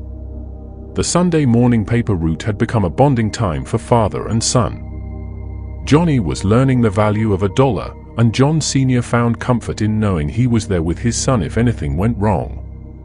But on that September morning, Johnny broke their routine for the first time. He didn't wake his father. Instead, Johnny took the family dog, a miniature dachshund named Gretchen, and set out alone. The question has been asked countless times since that day, why didn't Johnny wake his father to accompany him? Unfortunately, it's a question that may never be answered. What is known is that Johnny vanished shortly after leaving his home that morning. Later that morning, one of the neighbors called John and Noreen, asking why they hadn't received their newspaper. Alarmed, John Sr. immediately jumped in his car and began searching for his son, while Noreen called the police. Not long into his search, John spotted Johnny's wagon, still carrying the newspapers, but tragically, Johnny was nowhere to be found. Several witnesses reported seeing Johnny between 6 o'clock and 7 a.m. that morning. One neighbor mentioned seeing Johnny talking to a stocky man driving a Ford Fairmont with Nebraska license plates, but thought nothing of it, assuming the man was asking for directions. Another neighbor, John Rossi, also saw Johnny speaking to this man and felt something was off, but unfortunately, he didn't act on his instincts. Years later, Rossi lamented, "I keep hoping I'll wake up in the middle of the night and see that number on the license plate as distinctly as night and day, but that hasn't happened." Johnny's disappearance weighed heavily on the community, not just the Gorsh family. This was a time when people couldn't imagine a child being taken from a neighborhood street. The climate in 1982 was such that laws required a child to be missing for 72 hours before police could investigate it as an abduction. Sadly, this outdated mentality hindered the investigation from the start. It wouldn't be an exaggeration to say that the police were complacent, even negligent, in handling this case. Noreen's account of her interactions with the West Des Moines Police Department paints a troubling picture. She claimed it took over 45 minutes for the responding officer to arrive after she called. When he finally did, the first question he asked was, "How many times has your son run away before today?" This marked the beginning of a strained and contentious relationship between the Gorsh family, particularly Noreen, and the West Des Moines police. At that time, it was widely believed that corruption plagued the Des Moines Police Department, with some suggesting that no one was more dishonest than the police chief himself. He stepped down amidst allegations of corruption shortly after Johnny disappeared. Noreen believes his resignation is indicative of the broader issues within the department. Most residents agreed that the police did little to bring Johnny home. Nearly all search efforts were coordinated and carried out by the Gorsh family and volunteers, while the police had no suspects and essentially questioned no one. In 1989, a new figure entered the mystery of Johnny Gorsh, a 21-year-old man named Paul Bonacci, who contacted attorney John DeCamp with a story that could potentially explain Johnny's disappearance. Bonacci, who was serving time for crimes against a teenage boy, claimed he was forced to participate in Johnny's abduction and that both he and Johnny were victims of a vast network of child abusers. This network, Bonacci alleged, kidnapped young boys across the country to sell them to wealthy and powerful individuals for nefarious purposes. He said Johnny was taken for this very reason. Noreen Gorsh visited Bonacci in prison to determine if there was any truth to his claims. Disturbingly, Bonacci knew details about Johnny that Noreen said only someone who knew her son personally would know. He mentioned Johnny's tendency to stammer when upset, a scar on his leg, and a specific birthmark on his chest.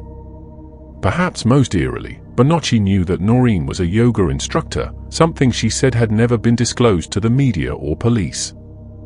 After meeting with Bonacci, Noreen immediately contacted the police and FBI, pleading with them to speak with him. However, despite their lack of leads, law enforcement did not follow up on Bonacci's claims. Bonacci's allegations implicated a powerful political financier named Lawrence King from Omaha, Nebraska. Though a grand jury ruled that the charges against King were unfounded, he was sentenced to 15 years in prison for embezzling over $40 million. Bonacci later filed a civil lawsuit against King and won a default judgment of $1 million when King failed to respond to the suit. During this civil case, Noreen made a startling claim that added another layer of complexity to Johnny's disappearance. Under oath, Noreen testified that she had seen her son Johnny since his disappearance. She recounted that in March 1997, 15 years after Johnny vanished, she was awakened at 3 a.m. by a knock on her apartment door. When she asked who it was, a male voice responded, saying it was her son, Johnny. Upon opening the door, Noreen claimed she immediately recognized him as her son. The 27-year-old man standing before her revealed the same distinct birthmark on his chest that Johnny had. However, Johnny wasn't alone. Another man, who remained silent, accompanied him. Noreen said Johnny asked her to swear she wouldn't tell anyone about his visit, fearing for his life. He confirmed that he had been abducted into a trafficking ring, but provided little other information. When Noreen suggested calling someone for help, Johnny and the other man quickly left, and she hasn't heard from him since. This alleged visit has sparked much debate. John Sr., who was divorced from Noreen at the time, expressed uncertainty about her claims. Some people believe Noreen is telling the truth, while others consider her story the delusions of a heartbroken mother. This wasn't the only bizarre event involving Noreen and Johnny's case. On September 1, 2006, Noreen claimed that someone left disturbing photos on her doorstep. The images depicted young boys bound and gagged. While police determined that most of the boys in the photos were from a known case in Florida unrelated to Johnny's, one photo couldn't be traced back to that case. Noreen believes this boy is Johnny, though John Sr. does not. The questions surrounding these events are endless. Was the man who visited Noreen really Johnny? Was she hallucinating or lying? Are the photos of Johnny, or were they just a cruel joke? These mysteries only deepen the enigma of Johnny Gorsh's disappearance. Despite the tragedy and sadness surrounding Johnny's case, some positive outcomes have emerged due to Noreen's activism. Johnny Gorsh was one of the first missing children to appear on milk cartons, helping to launch the campaign. Additionally, on July 1, 1984, the Iowa legislature passed the Johnny Gorsh Bill, which eliminated the 72-hour waiting period before investigating missing children. This law set a precedent for how law enforcement handles missing child cases today. Noreen's tireless efforts have opened doors for other families searching for their missing children. Perhaps Johnny is still out there, living in secrecy, fearing the powerful men who took him.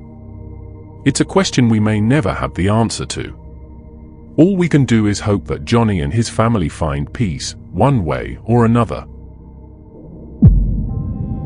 Edward and Stephania Andrews were a well-known couple from Arlington Heights, Illinois, a prosperous suburb outside of Chicago. In the 1970s, Arlington Heights was home to many affluent families and successful individuals, including Edward, a bookkeeper and manager at a Chicago manufacturing firm, and his wife Stephania, a credit investigator. Stephania was also actively involved in the Women's Auxiliary Beverage Institute. On the evening of May 15, 1970, the Andrews attended a cocktail party hosted by the Women's Institute at the Sheridan Hotel in Chicago. The couple arrived at the event around 5:30 p.m., in high spirits, ready to enjoy the night. However, party attendees noticed that Edward soon began to act strangely. He complained of hunger and appeared unwell, staggering around. By 9:30 p.m., the couple decided to leave the party early. They headed toward their 1969 Oldsmobile, which had been parked in the hotel's garage. What followed next was puzzling and concerning. According to the hotel valet, Edward appeared disoriented and was stumbling as he made his way to the car. Stefania, sitting in the passenger seat, was seen crying. Despite the valet's concerns, Edward managed to drive the car out of the garage, though he reportedly hit the garage door on his way out. The valet also witnessed Edward making an illegal turn, driving south in the northbound lanes of Michigan Avenue, toward the Michigan Avenue Bridge and Wacker Drive. Despite this erratic behavior, no one immediately called the authorities. The couple's absence wasn't noticed until the following Monday, May 18, 1970, when both Edward and Stefania failed to show up for work. Concerned colleagues reported them missing, and Arlington Heights police launched an investigation. Investigators speculated that Edward may have lost control of the vehicle and accidentally driven into the Chicago River. This theory was supported by skid marks and scrapes found on a bridge along Lower Wacker Drive. Despite thorough searches of the river, no trace of the couple or their car was ever found. Over the years, investigators received numerous tips, but none provided substantial leads. In 1994, an informant claimed that Edward and Stefania's bodies had been dumped in a pond near Green Oaks, Lake County, Illinois, by a group of young men. Despite a renewed search effort in the area, no evidence was discovered to support the claim. Now, more than 5 decades later, the disappearance of Edward and Stefania Andrews remains an unsolved mystery. Their sudden vanishing has left the community and their loved ones without closure. Anyone with information that could help solve this case is encouraged to contact the Arlington Heights Police Department at 847-368-5300. Sharon Sherry Anderson was extremely close to her family, especially her 2 young grandsons, whom she adored. When December arrived, her thoughts turned to Christmas. However, for her family and friends, the holiday season now brings a painful reminder of her unsolved disappearance. Sherry was last seen on December 2, 2000. She left her home in Stanwood, Washington, at 9 a.m. that morning. The night before, she had discussed her plans with her daughter. She intended to go to McDonald's for breakfast, pick up some photos she had sent to be developed, visit Walmart, and then stop by the Everett Mall. She promised her husband, John, that she would be back by 4 p.m. as they had plans for dinner. John fell asleep that afternoon and woke at 5:30 p.m. to find Sherry still wasn't home. He called Sherry's friend, thinking she might be there, but the friend hadn't seen or heard from her. After contacting other friends and family, a search began at 9 p.m. that evening. A friend found Sherry's car outside the Everett Mall. There were no Christmas presents inside, suggesting that whatever happened to her occurred before she returned to the car. Sherry's purse and the weapon she carried for protection were found inside the vehicle. To her family, it seemed impossible that Sherry would disappear voluntarily. She was a dependable social worker, and there had been no activity on her bank account since her disappearance.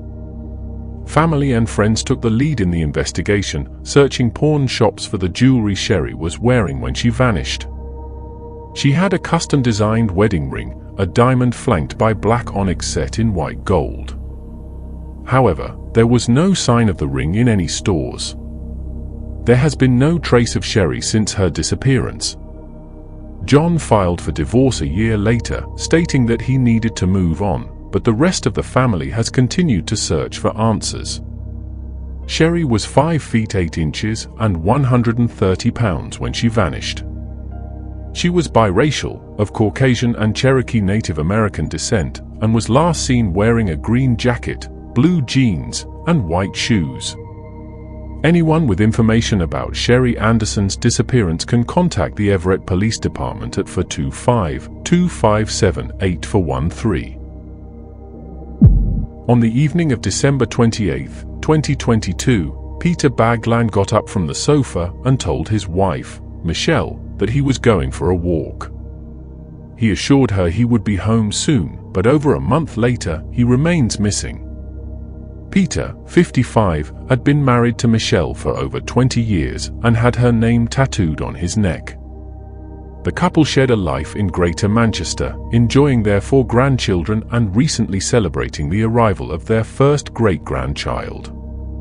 According to Michelle, there was nothing unusual leading up to Peter's disappearance, and she never imagined he wouldn't return that evening. It wasn't uncommon for Peter to take walks along the canal's top path while listening to music. At 7:38 p.m., he was captured on CCTV at the Texaco garage in Mostly Common, purchasing a bottle of whiskey. About 35 minutes later, Michelle called to check on him. Peter mentioned he was walking along the Bridgewater Canal to clear his head, though he didn't specify what was troubling him. Concerned, Michelle was reassured by his promise to be home soon, his final words to her being, "I love you. You're my world." When Peter didn't return, Michelle's calls went unanswered, prompting her to report him missing. The first clue appeared the next day along the canal top path. Peter's phone, hat, and earphones were found together. It seemed plausible he might have fallen into the canal, leading to a police underwater search of the entire stretch. Over 200 people joined the search efforts, but no further clues were discovered. The absence of other items he might have been carrying deepened the mystery. Peter's family believes someone knows his whereabouts or what happened to him.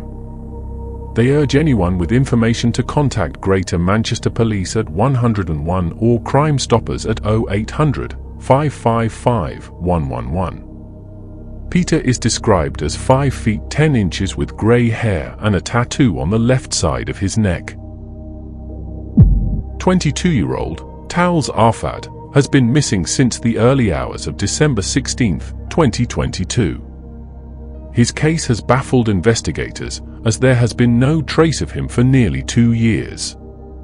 Tals, a resident of Queensland, Australia, was last seen by his family when he left their home that morning, and they have not heard from him since, leading them to suspect foul play. Tals was a student at Spine Effect State School, where he was an enthusiastic rugby player. He also worked at a nearby cattle station and was a musician who enjoyed playing the didgeridoo. Around 3:45 a.m. on the morning he disappeared, Tals left his house on Carbonate Street. CCTV footage captured him walking along Alma Street and crossing a bridge at approximately 3:51 a.m., just minutes after leaving his home. When friends and family were unable to reach Tals by December 19th, 3 days after his disappearance, they reported him missing. Despite a comprehensive land and air search, no trace of Tals or his belongings was found. A Mount Isa police spokesperson noted that it is highly unusual for a missing person investigation in the area to remain unsolved for such a long period without any clues or witnesses coming forward. Tals's phone record showed no activity since his disappearance, and his bank accounts have also been inactive, leading many to believe he did not leave voluntarily. His family expressed deep concern for his safety and medical well-being, as Tals required daily medication for a condition they did not disclose. Desperate for answers, Tals's family turned to social media, urging the community to report any sightings or information. They believed his disappearance was suspicious, though investigators stated they had found no evidence of foul play. Despite these assurances, the circumstances surrounding Tals's disappearance remain unclear, and the investigation has stalled due to a lack of new leads. Tals's family continues to hope for his safe return, posting messages on his Facebook account asking him to contact them to alleviate their fears. However, as time passes, the likelihood of resolving his case diminishes.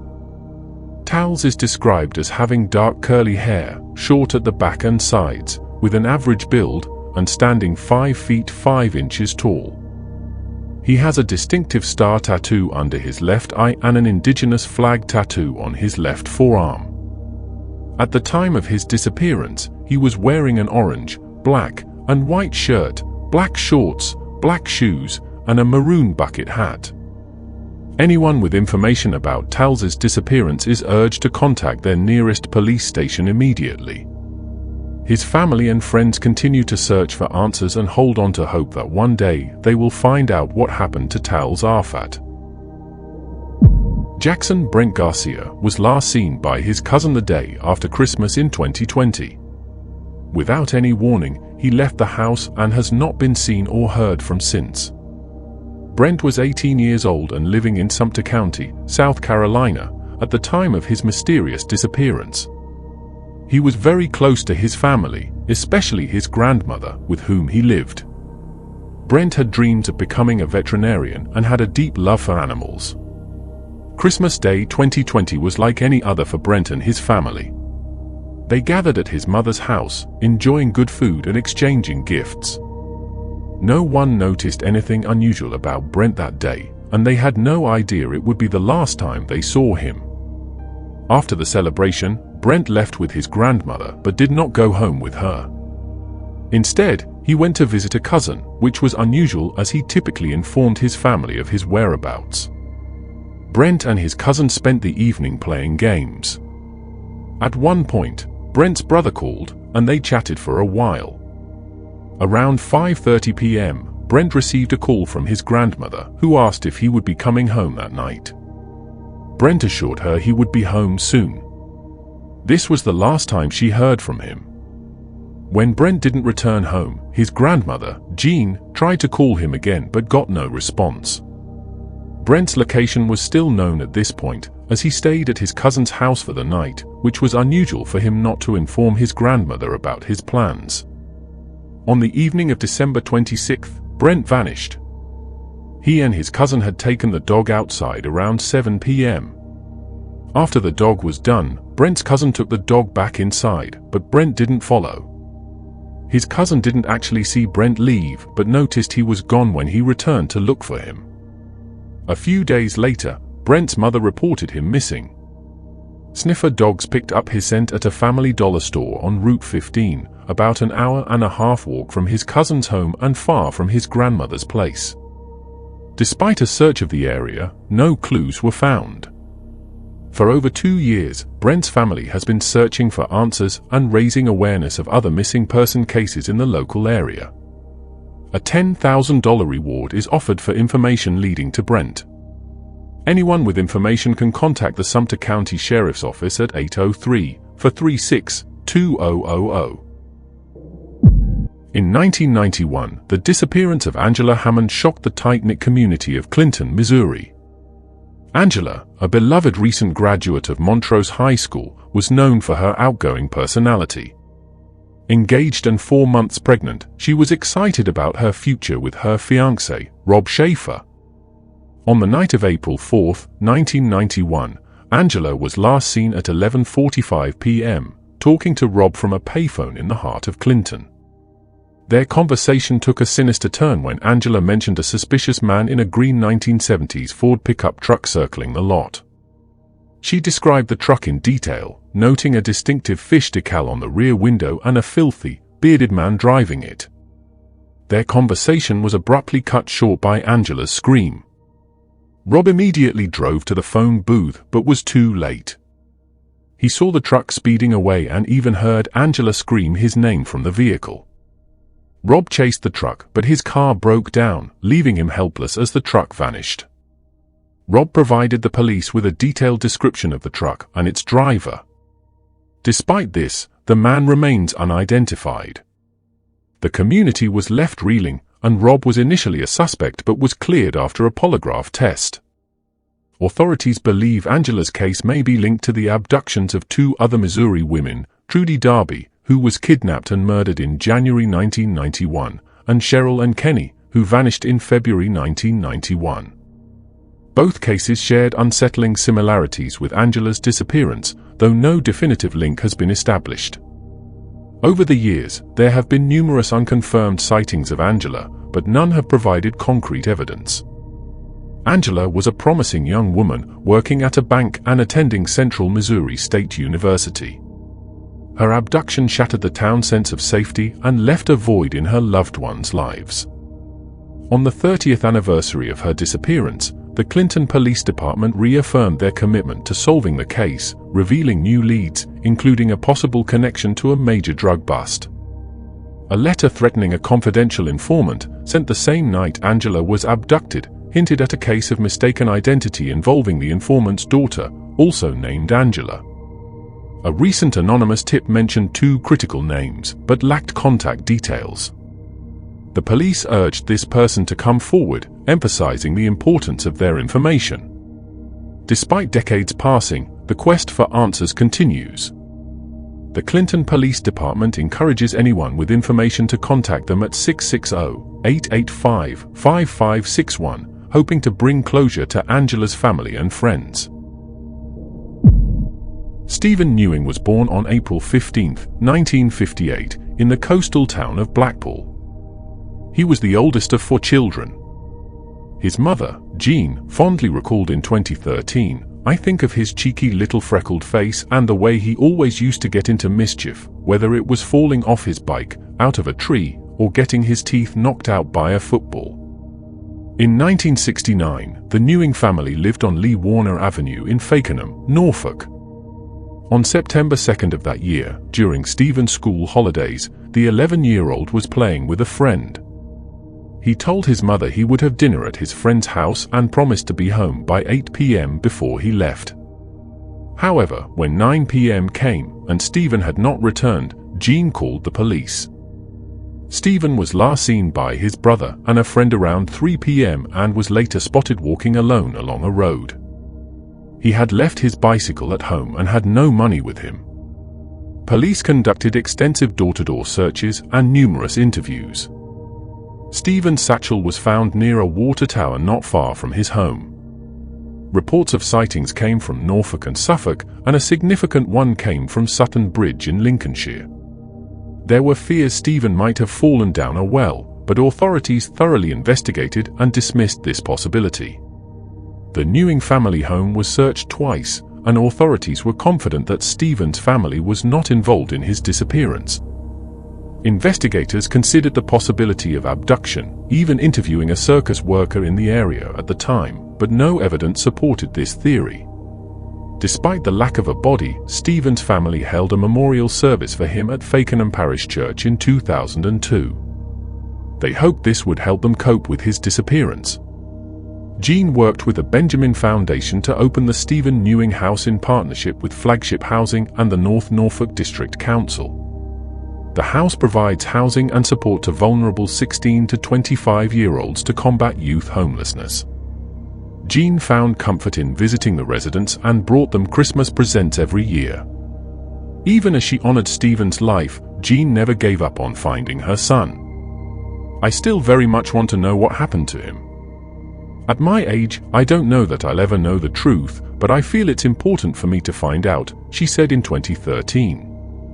Jean passed away on September 1, 2014, the day before the 45th anniversary of Stephen's disappearance.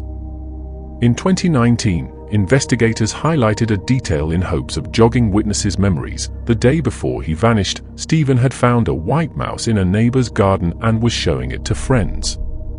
People may not remember seeing an 11-year-old boy 50 years ago, but they might remember an 11-year-old boy with a white mouse, Norfolk and Suffolk cold case manager Andy Guy pointed out.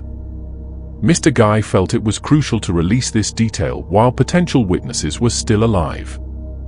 Over 50 years have passed since Stephen went missing, but his family's love and hope remain strong. "I was the last person to see him, and there is not a day that goes by that I do not think of him and try to work out what happened," Stephen's brother Terry said in 2019. "Our parents have since died without knowing what happened, and Stephen has an extended family who never met him, only knowing of him from newspaper cuttings and hearsay. However, I still believe that even with the passage of time, the answers we need are still there. I urge anyone with any knowledge of his disappearance, no matter how trivial or insignificant, to please contact the police so that we can do something our parents were unable to do, lay him to rest and get the closure we need." In 1976, the mysterious disappearance of Carol Ann Park, a young mother and beloved primary school teacher, left her community in turmoil.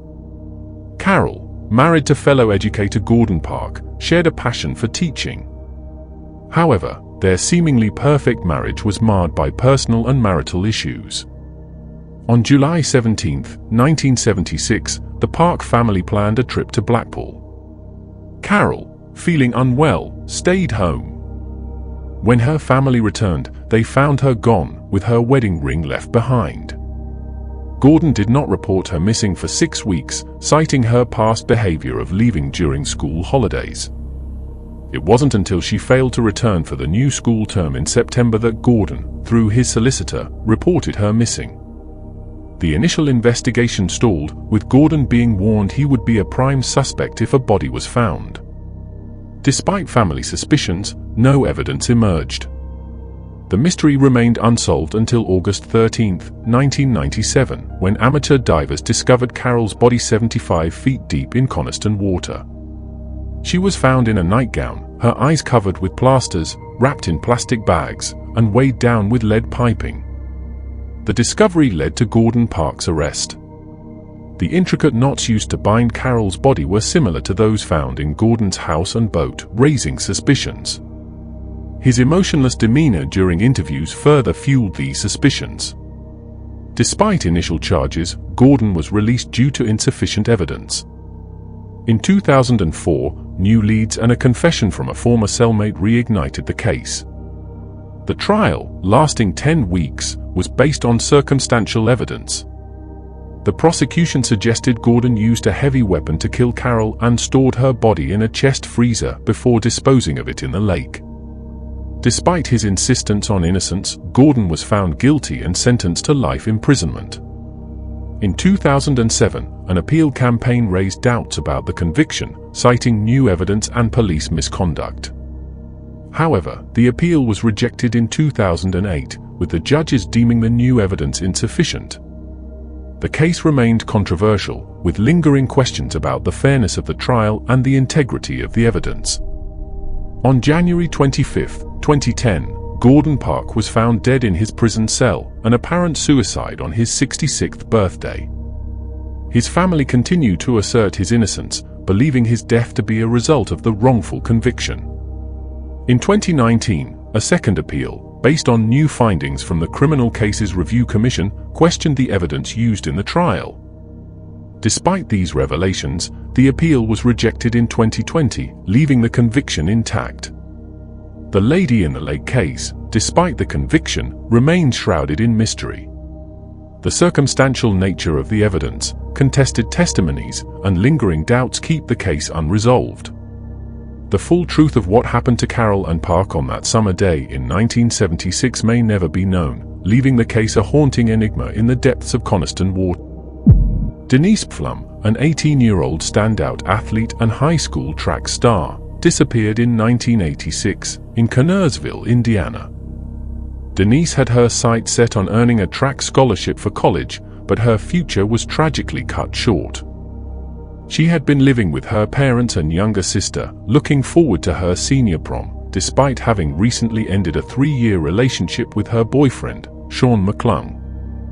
According to her mother, Denise seemed more positive and sociable after the breakup, though some of her friends described it as a messy parting.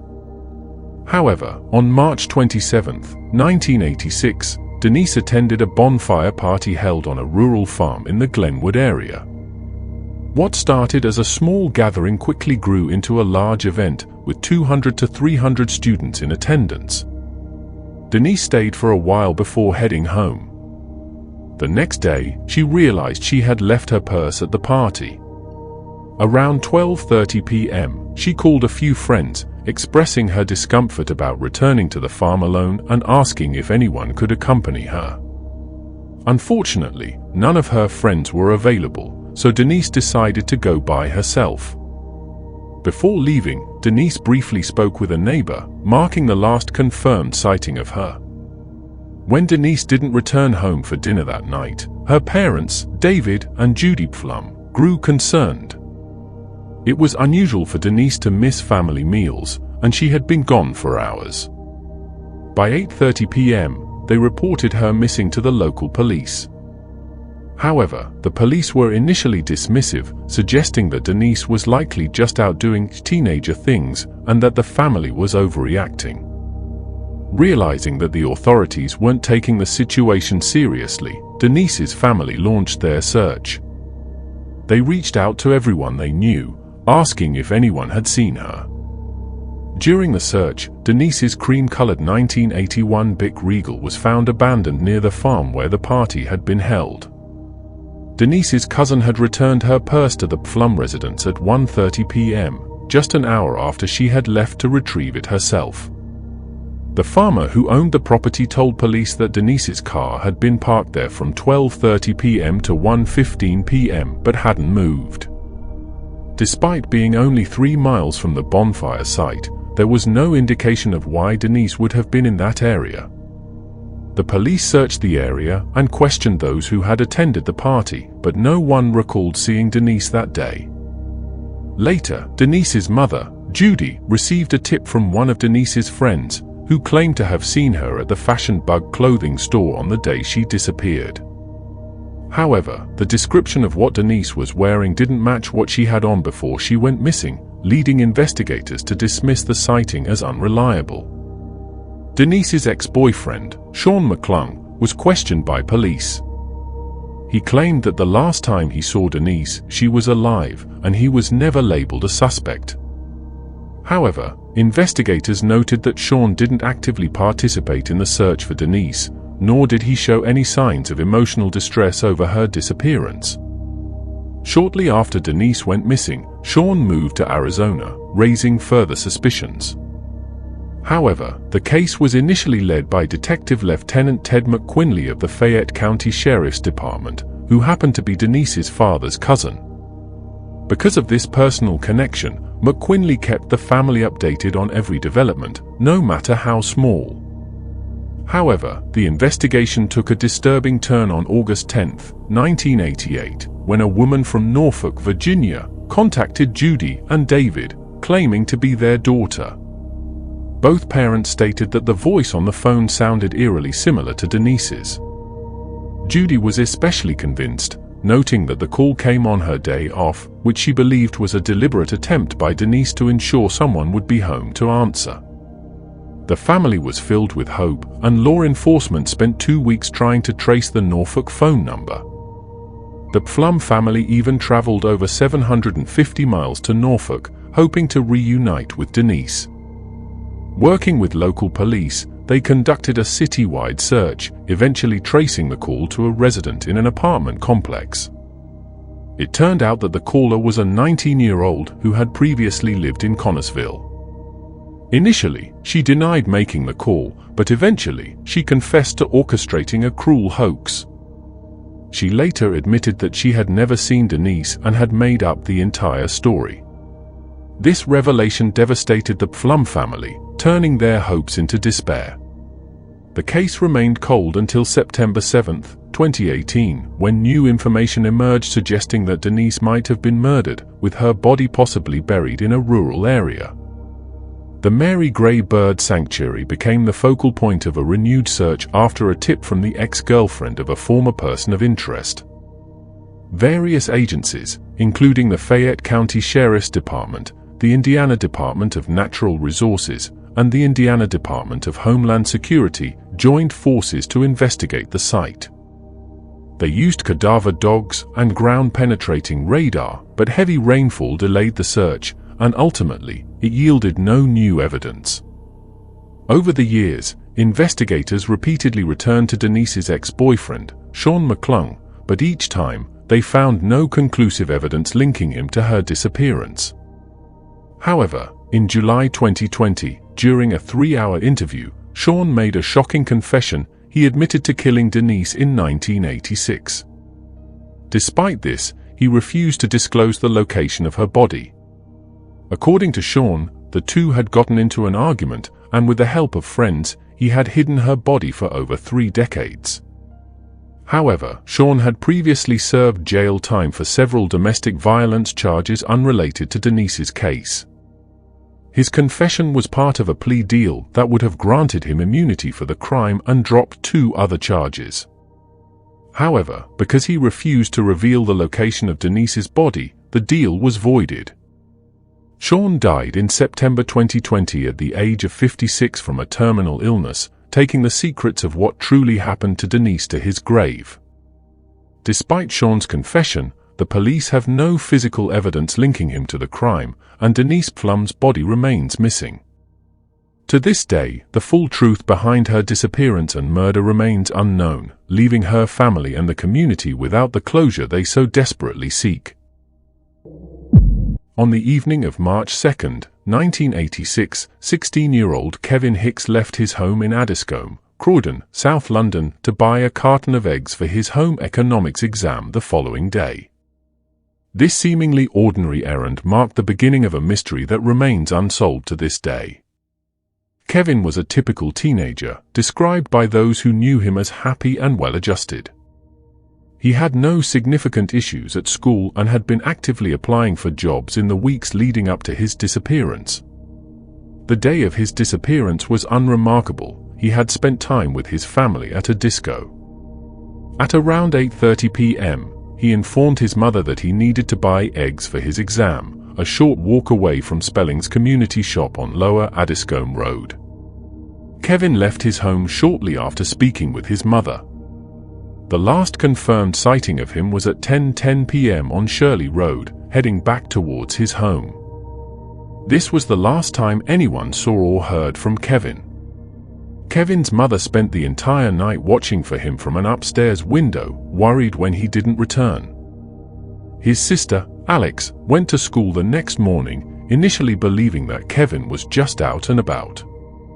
However, as the day progressed, her concern grew. Despite her distress, Alex was not allowed to participate in the search efforts, as it was deemed inappropriate for girls to be involved in case they encountered something disturbing. The family was forced to wait 24 hours before reporting Kevin missing, a stark contrast to modern protocols where parents can report a missing child immediately. As the days passed with no sign of Kevin, his family became increasingly worried. Alex, in particular, was distraught by the end of the week, as Kevin had no history of running away or mental illness. She began to believe that something terrible had happened to him. In the first 7 to 8 months following Kevin's disappearance, the family received a series of strange phone calls. The phone would ring, and when answered, there would be silence on the other end. Despite their pleas for Kevin to speak or meet them, the calls provided no answers. These calls continued sporadically for years, even reaching Alex at her workplace, CNA, on the specific days she worked there. After their mother passed away, Alex and her father noticed an extra bouquet at her funeral, which Alex believed might have been left by Kevin. This fueled her hope that he might still be alive and had attended the funeral. In December 2016, Alex was interviewed again, expressing how difficult Christmas and February, the months of both her and Kevin's birthdays, were for her. She appealed to anyone with information to come forward. Alex had also consulted psychics and mediums, who suggested that Kevin might have been abducted by an older man under the pretense of looking for a lost dog in Ashburton Park. Several psychics mentioned the presence of water, implying that Kevin might have drowned. The police have long suspected foul play in Kevin's disappearance. In 2016, they officially announced their belief that Kevin was murdered on the night he vanished. A £20,000 reward was offered for information leading to the discovery of his body or the prosecution of those responsible. Detective Inspector John Quaid of the Homicide and Major Crime Command stated that despite numerous inquiries over the years, Kevin's body has never been found, and there is no evidence that he is alive. They believe Kevin met someone that night who assaulted him and disposed of his body. An anonymous call to the Croydon Advertiser in 1996 claimed to know the location of Kevin's body, but no further information was provided. As of May 2013, there have been no new developments in the case. Kevin Hicks remains listed on the Metropolitan Police's website as a missing person, and the case is still open for any new information that might emerge. The disappearance of Kevin Hicks continues to haunt his family and the community, a cold case that leaves everyone wondering what truly happened on that fateful night in March 1986. Jessica Zarinsky disappeared on the evening of November 25, 2022. Despite being spotted on multiple CCTV cameras after her disappearance, these sightings have not brought her family or the police any closer to resolving her case. Jessica, who was 30 years old at the time, suffered from health problems, but initially, her family didn't suspect anything was wrong. However, after days of no contact, they reported her missing to the police on December 3rd. The police immediately began a public appeal for information. The last known sighting of Jessica occurred around 1 p.m. in the Bosley Park area of Sydney, Australia. According to the missing person report, she was last seen wearing a yellow long-sleeved shirt, black leggings, and flat shoes. The police also released a CCTV image showing Jessica wearing a grey top earlier that day. As part of the investigation, police reviewed CCTV footage from the surrounding area.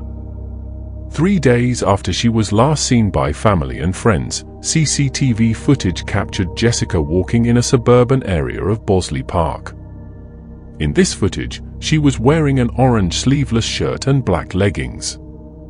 She was first spotted on Zandro Avenue at about 8:35 p.m. on November 28th, and then outside a club on Prairie Vale Road at 9:45 p.m. She was seen walking in the opposite direction 5 minutes later. A short clip of this last known sighting was released to the public, showing Jessica confidently walking across a road, carrying a cream-colored handbag, which she had not been carrying when friends last saw her 3 days earlier. This puzzling footage only heightened police concerns about Jessica's safety. Since her disappearance, no other footage has been located. Jessica had a history of mental health problems, and erratic behavior was not uncommon for her, but she had never completely disappeared before. She is described as being 5 feet 5 inches tall, with a thin build and long hair. She has tattoos on her right index finger, left wrist, and the back of her neck. Anyone with information about Jessica Zarinsky's disappearance should contact Fairfield Police or Crime Stoppers at 1-800-333-000.